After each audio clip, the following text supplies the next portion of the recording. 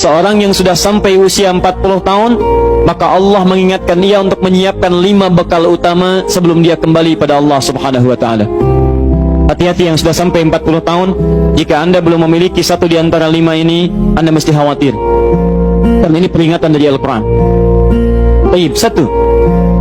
Qala rabbi awzi'ni an ashkura ni'mataka allati an'amta alayya wa ala walidayya. Amanat pertama, kata Allah, dia mesti memperbanyak doa kepada Allah Subhanahu wa ta'ala agar dibimbing. Banyak doa agar dibimbing mensyukuri nikmat hidup, plus bisa meningkatkan bakti pada orang tua. 1. Rabbi auzi'ni an ashkura ni'mataka allati an'amta alayya wa ala walidayya. Perhatikan baik-baik. Ya Allah, mohon bimbing saya untuk selalu bisa mensyukuri segala nikmat yang telah Engkau berikan pada saya sekarang, 1, dan pada kedua orang tua saya. Baik, jadi kalau sudah sampai usia 40 tahun, pertama, anda memohon doa kepada Allah untuk dibimbing terus bersyukur kepada Allah. Ini yang mau saya tegaskan. Lihat baik-baik. Apa itu syukur? Tidak ada makna lain dari syukur yang tertuang dalam Al-Quran dan hadis kecuali ungkapan kebahagiaan atas nikmat yang Allah berikan kepada kita dengan cara menggunakan nikmat itu sesuai dengan fungsi yang telah Allah tetapkan. Misal, kita akan bersyukur dengan nikmat penglihatan mata. Anda diberikan 40 tahun dalam hidup, mata masih bisa melihat. Bagaimana mensyukuri nikmat mata? Kalau Anda ingin syukuri nikmat mata, maka yang paling singkat, gunakan nikmat mata ini sesuai dengan peruntukan yang telah Allah tetapkan. Fungsi yang telah Allah tetapkan. Apa fungsi mata? Masih ingat?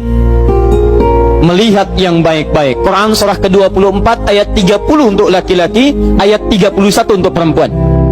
Qul lil mu'minina yaghuddu min absarihim. Katakan pada pria-pria yang merasa punya iman.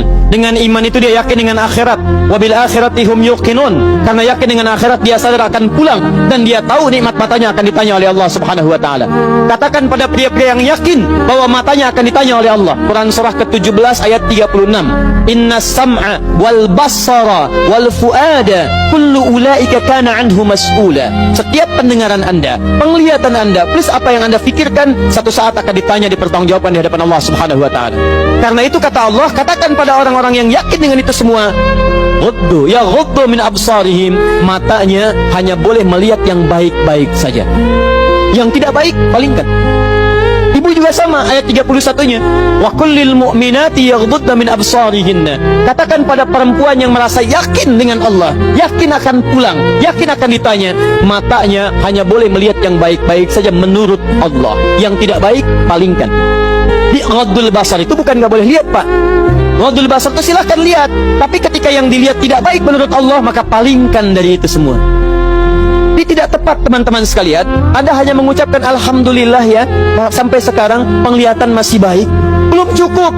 Baik itu dipakai lihat apa? Penglihatannya baik, tapi masalahnya yang dilihat baik tidak. Itu poinnya. Maaf, ada anak usia 4 tahun, Bu, Pak, tidak bisa melihat. Dalam tidak bisa melihatnya, dia masih mau menghafal Al-Quran. Namanya Mu'af. Tinggalnya di Asyut, adanya di Kaira, negaranya Mesir. Matanya nggak bisa lihat, tapi dia sampaikan pada bapaknya, Pak, saya ingin menghafal Quran. Saya ingin menghafal Quran. Kata bapaknya, kamu yakin? Saya yakin. Baik, keluarga sederhana, punya cuman motor yang sangat luar biasa tidak bagusnya. Dimodifikasi dashboardnya, menempuh jarak kisaran 20 km. Datang pada syekhnya, bapaknya kemudian membonceng, muadnya di belakang. Teman-teman sekalian, setiap berangkat datang pada syekh, dapat hafalan baru, bapaknya tulis ayatnya, disimpan di dashboardnya. Di jalan lihat ke sini, lihat ke jalan, lihat ke sini, lihat ke jalan. Mu'adz bacakan ayatnya, bapaknya mendengarnya. Secara singkat, tiba-tiba setelah itu fasenya berakhir, jadilah anak ini hafal Quran. Yang ngantar belum hafal Quran, yang diantar nggak bisa lihat hafal Quran. Saking mudahnya Al-Quran, yang nggak bisa lihat bisa hafal Quran. tapi bapaknya dapat pahala dari transferan anaknya. Perhatikan baik-baik. Begitu dibacakan Qurannya, bagus makhrajnya, viral kisahnya. Begitu viral di Timur Tengah, datang reporter mau wawancara. Pertanyaan pertama, kalau adinda diperkenankan oleh Allah untuk bermohon saat ini, apa yang mau dimohonkan kepada Allah? Reporter ini mengira dia akan meminta doa seperti ibunda Imam Al-Bukhari bermohon kepada Allah supaya Al-Bukhari disembuhkan dari butanya. Bu, Pak, Imam Al-Bukhari itu dulu buta. Butanya permanen. Dilahir 2 tahun ayahnya meninggal, 4 tahun buta permanen. Nanti ada satu kejadian di situ, yang dengan kejadian itu ibunya berdoa kepada Allah, anaknya menghafal Quran sampai di surat Qaf, ya, ayat ke-22. Anaknya murajaah ayat, ibunya memohon kepada Allah sambil menangis, sambil tertidur, sampai tertidur. Disitulah kemudian terjadi sesuatu yang luar biasa. Seketika Allah sembuhkan Al-Bukhari kecil, matanya bisa melihat kembali. Karena kajian kita bukan di sini, lain waktu nanti saya terangkan. Anda yang punya kitab Fathul Bari, Syarah Sahih Al-Bukhari, beli jilid pertama, kitab Muqaddimah, halaman 634, paling kiri, paragraf yang ketiga, baris 1 sampai dengan 9. Anda temukan kisahnya. Nah, reporter ini mengira ini Mu'adz akan minta kepada Allah seperti Al-Bukhari kecil memohon kepada Allah, matanya bisa melihat lagi. Ternyata lihat baik-baik.